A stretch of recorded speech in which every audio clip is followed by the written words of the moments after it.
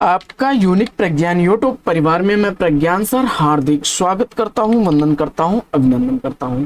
प्यारे साथियों, सुबह के 5 बज चुके हैं। जिस प्रश्नोत्तरी 50 का आप बेसब्री से करते हैं इंतजार, वह आपकी चहेती प्रश्नोत्तरी 50 लेकर के आपके बीच उपस्थित हो। जैसा कि आप जानते हैं, प्रश्नोत्तरी 50 का मुख्य उद्देश्य आपके अध्ययन का आपको रिवीजन कराना। वन लाइनर शैली में 50 महत्वपूर्ण प्रश्नों को प्रतिदिन सुबह सुबह आप करते हैं रिवाइज। साथियों, इस रिवीजन श्रृंखला से जुड़ने के लिए फटाफट वीडियो को लाइक और शेयर करिए। चैनल पर पहली बार होंगे तो चैनल को सब्सक्राइब करके बगल में बने हुए बेल आइकन से ऑल बटन को प्रेस करना बिल्कुल न भूलें। तो बिना समय गंवाए प्रारंभ करेंगे आज की इस पाठचर्या को और देखेंगे आज का पहला प्रश्न। लेकिन उससे पूर्व देखते हैं प्यारा सा मॉर्निंग कोट्स।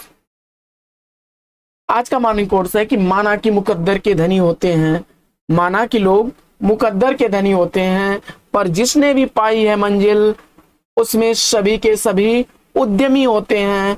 अगर आप अपने बाहुबल कर्म बल पर भरोसा करते हैं तो सफलता आपको निश्चित मिलेगी। साथियों, इसी प्यारे कोट्स के साथ प्रारंभ करेंगे शायद प्रश्नोत्तरी 50 को और देखेंगे आज का पहला प्रश्न। प्रभात फेरी किस कवि की रचना है? प्रभात फेरी किस कवि की रचना है? जवाब में नरेंद्र शर्मा जवाब देकर के आपने बिल्कुल सही जवाब दिया। 1938 ईस्वी इसका प्रकाशन वर्ष है। अगला प्रश्न है कि अवध विलास के रचनाकार कौन है? तो अवध विलास कृति का रचनाकार लाल दास को आपने चुना, तो बिल्कुल सही जवाब।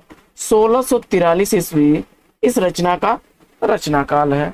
आइए बढ़ते हैं आगे और देखते हैं प्रश्न संख्या 3। प्रश्न संख्या 3 है कि स्त्री विमर्श समाज और साहित्य पुस्तक के लेखक कौन है? स्त्री विमर्श समाज और साहित्य पुस्तक क्षमा शर्मा की है। अगला प्रश्न है कि 8वां सर्ग और सेतुबंध नाटकों का प्रकाशन काल क्या है? तो 8वां सर्ग और सेतुबंध नाटक सुरेंद्र वर्मा द्वारा लिखा गया है। 8वां सर्ग 1976 ईस्वी का प्रकाशित, वहीं सेतुबंध 1972 ईस्वी का प्रकाशित नाटक है। रुकोगी नहीं राधिका उपन्यास का प्रकाशन काल क्या है? उषा प्रियमवदा द्वारा लिखा गया 1967 ईस्वी का प्रकाशित उपन्यास है। अगला प्रश्न है कि नीरजा कृति का प्रकाशन वर्ष क्या है? तो नीरजा महादेवी वर्मा की 1935 ईस्वी की प्रकाशित रचना है। किशनगढ़ का अहेरी कृति की रचनाकार कौन है? किशनगढ़ का अहेरी संजीव की रचना है। 1981 ईस्वी इस रचना का प्रकाशन वर्ष है। दुख सबको मांझता है किसकी प्रसिद्ध पंक्तियां हैं? जवाब में आपने अज्ञेय को चुना, तो बिल्कुल सही जवाब। अगला प्रश्न है कि हिंदी साहित्य के 80 वर्ष आलोचनात्मक कृति के लेखक कौन है? तो हिंदी साहित्य के 80 वर्ष आलोचनात्मक रचना शिवदान सिंह चौहान की है। 1954 ईस्वी इस रचना का प्रकाशन वर्ष है। अगला प्रश्न है कि नूतन ब्रह्मचारी उपन्यास के लेखक कौन है? तो नूतन ब्रह्मचारी उपन्यास बालकृष्ण भट्ट द्वारा लिखा गया 1886 ईस्वी का प्रकाशित उपन्यास है। अगला प्रश्न है कि मौर्य विजय काव्य कृति के रचनाकार कौन है? तो मौर्य विजय रचना सिया राम शरण गुप्त की रचना है। 1914 ईस्वी इस रचना का प्रकाशन वर्ष है। काव्यम ग्राह्यम अलंकारात किसकी उक्ति है? और जवाब में आपने आचार्य वामन को चुना, तो बिल्कुल सही जवाब। काव्य अलंकार सूत्र वित्र से अवतरित यह कथन है। जयशंकर प्रसाद की कृति उर्वशी किस विधा की रचना है? तो जयशंकर प्रसाद द्वारा लिखी गई उर्वशी चंपू काव्य विधा की रचना है। 1909 ईस्वी इस रचना का प्रकाशन वर्ष है। अगला प्रश्न है कि विदेशिया भोजपुरी कृति के लेखक कौन है? तो विदेशिया भोजपुरी रचना भिखारी ठाकुर की रचना है। अगला प्रश्न है कि कन्नौजी हिंदी किस उपभाषा वर्ग की बोली है? कन्नौजी हिंदी पश्चिमी हिंदी की बोली है।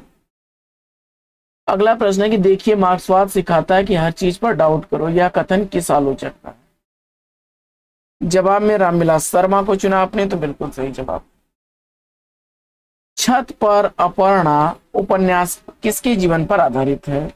जवाब में आपने इला डालमिया के जीवन पर द्वारा लिखा गया अज्ञेय के जीवन पर आधारित 1988 ईस्वी की प्रकाशित रचना है।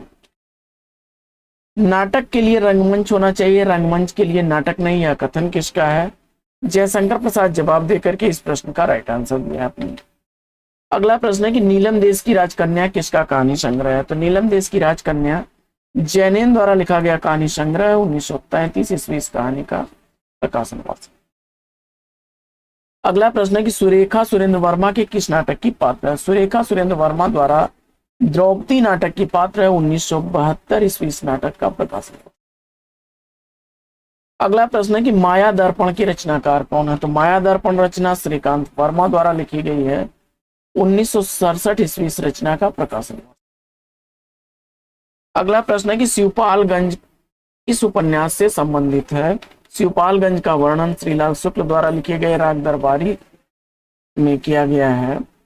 1968 ईस्वी राग दरबारी उपन्यास का प्रकाशन हुआ। अगला प्रश्न है कि सुबोधनी टीका के रचनाकार कौन है? तो सुबोधनी टीका वल्लभाचार्य की टीका है। अगला प्रश्न है कि छायावाद का उपनिषद किस ग्रंथ को कहा जाता है? तो छायावाद का उपनिषद कामायनी को कहा जाता है। शांति प्रिय द्विवेदी जी ने कहा है। अगला प्रश्न है कि राम और सीता के विवाह के अवसर पर किस कवि ने मिथिला की स्त्रियों से गारी गीत गवाया है? जवाब में केशवदास को चुना आपने, तो बिल्कुल सही जवाब। अगला प्रश्न है कि अप्सरा का श्राप उपन्यास के लेखक कौन है? तो अप्सरा का श्राप उपन्यास यशपाल द्वारा लिखा गया 1965 ईस्वी का प्रकाशित उपन्यास है। अगला प्रश्न है कि कारित्री और भावित्री प्रतिभा का विभाजन किस आचार्य ने किया है? कारित्री और भावित्री प्रतिभा का विभाजन राजशेखर ने किया है। अगला प्रश्न है कि नाथ संप्रदाय आलोचना ग्रंथ के लेखक कौन है? तो नाथ संप्रदाय आलोचना ग्रंथ हजारी प्रसाद द्विवेदी जी द्वारा लिखा गया 1950 ईस्वी का प्रकाशित आलोचना ग्रंथ है। बढ़ते हैं आगे और देखते हैं अगला प्रश्न। अगला प्रश्न है कि परिमल काव्य संग्रह के रचनाकार कौन है? तो परिमल काव्य संग्रह सूर्यकांत त्रिपाठी निराला द्वारा लिखा गया काव्य संग्रह है और 1930 ईस्वी का प्रकाशन वर्ष है। अगला प्रश्न है कि एमिल जैकब भीष्म साहनी के किस नाटक के पात्र हैं? तो एमिल जैकब भीष्म साहनी द्वारा हानुस नाटक के पात्र हैं। 1977 ईस्वी इस नाटक का प्रकाशन वर्ष है। अगला प्रश्न है कि रास पंचाध्यायी किस छंद में लिखी गई रचना है? तो रास पंचाध्यायी रोला छंद में लिखी गई रचना है। अगला प्रश्न है कि आलोचक के मुख से किस आलोचक के व्याख्यानों का संकलन है? जवाब में आपने नामवर सिंह को चुना, तो बिल्कुल सही जवाब। 2005 ईस्वी इसका प्रकाशन वर्ष है। हिंदी साहित्य और संवेदना का विकास इतिहास ग्रंथ का प्रकाशन काल क्या है? जवाब में आपने 1986 ईस्वी चुना, तो बिल्कुल सही जवाब रामस्वरूप चतुर्वेदी जी का है। अगला प्रश्न है कि संबुक काव्य संग्रह के रचनाकार कौन है? तो संबुक काव्य संग्रह जगदीश गुप्त द्वारा लिखा गया काव्य संग्रह। अगला प्रश्न है कि समय के पांव कृति का प्रकाशन काल क्या है? तो समय के पांव रचना माखनलाल चतुर्वेदी की रचना है। 1962 ईस्वी इसका प्रकाशन वर्ष है। अगला प्रश्न है कि एक तारे की आंख नाटक का प्रकाशन काल क्या है? तो एक तारे की आंख नाटक मणि मधुकर द्वारा लिखा गया 1980 ईस्वी का प्रकाशित नाटक। अगला प्रश्न है कि सुजान हित प्रबंध काव्य के रचनाकार कौन है? तो सुजान हित प्रबंध काव्य घनानंद द्वारा लिखा गया प्रबंध काव्य।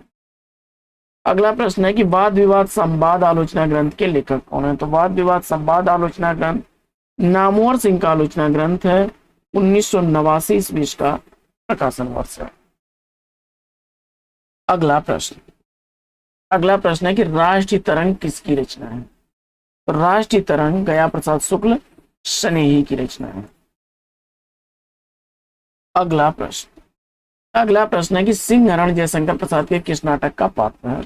सिंहरण जयशंकर प्रसाद द्वारा लिखे गए चंद्रगुप्त नाटक का पात्र है। 1931 ईस्वी का प्रकाशन वर्ष है।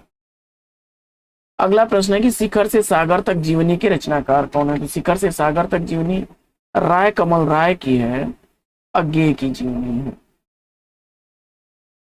हिंदी के प्राचीन कवि और कविताएं किसकी पुस्तक है? जवाब में आपने राहुल सांकृत्यायन को चुना, तो बिल्कुल सही जवाब। अगला प्रश्न है कि भारत का शेक्सपियर किसे कहा जाता है? भारत का शेक्सपियर कालिदास को कहा जाता है। अगला प्रश्न है कि हिंदी समाचार पत्र बंगदूत कब प्रकाशित हुआ? जवाब में आपने 1829 ईस्वी चुना, बिल्कुल सही जवाब। अगला प्रश्न है कि किस उपन्यास को स्त्री लेखन का प्रस्थान बिंदु माना जाता है? जवाब में आपने मित्रों मरजानी को चुना, तो बिल्कुल सही जवाब। कृष्णा सोबती द्वारा लिखी गई यह रचना है। जगत विनोद प्रबंध काव्य के रचनाकार कौन है? जगत विनोद प्रबंध काव्य पद्माकर द्वारा लिखा गया है। विप्लव गायन किसकी काव्य रचना है? तो विप्लव गायन बालकृष्ण शर्मा नवीन की रचना है। मेरी तिब्बत यात्रा यात्रा साहित्य के लेखक कौन है? तो मेरी तिब्बत यात्रा यात्रा वृत्तांत राहुल सांकृत्यायन द्वारा लिखा गया है। 1937 ईस्वी इसका प्रकाशन वर्ष है। अगला प्रश्न है कि आत्महत्या के विरुद्ध काव्य कृति के रचनाकार कौन है? तो आत्महत्या के विरुद्ध काव्य रचना रघुवीर सहाय की है। 1967 ईस्वी इस रचना का प्रकाशन वर्ष है। अगला प्रश्न है कि भारवी द्वारा रचित किरातार्जुनीयम में प्रधान रस क्या है? जवाब में आपने वीर रस चुना आपने, तो बिल्कुल सही। तो साथियों आज की प्रश्नोत्तरी 50 लेगी यहीं पर विराम। वीडियो आपको कैसा लगा कमेंट्स करके जरूर बताइए। तो फिर मिलते हैं आपसे अगले वीडियो में एक नए प्रकरण, एक नए टॉपिक, एक नए अंदाज में। तब तक के लिए लेंगे आपसे विदा। आपका जीवन मंगलमय हो। बेस्ट विशेष, बेस्ट ऑफ लक। जय हिंद साथियों।